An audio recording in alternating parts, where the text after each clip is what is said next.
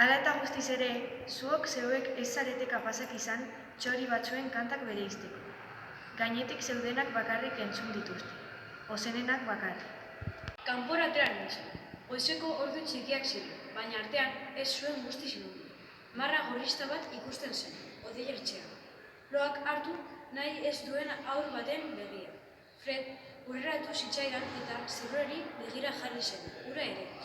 Begira da, odeiertxetik kendu gabe, esan nion, edera izan zela txoriena, lesio bat eman sekula. Ez da izan lesioa, munduaren erdiak ez daki beste erdiaren berri.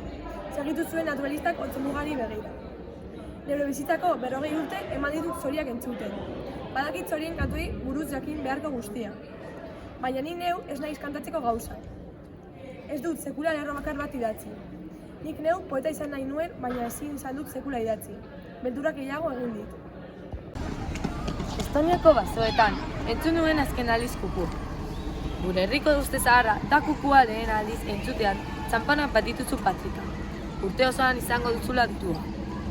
Nik orduan ez duen txamponik Patrik, baina galtzak poemaz beterik ekarri nituen.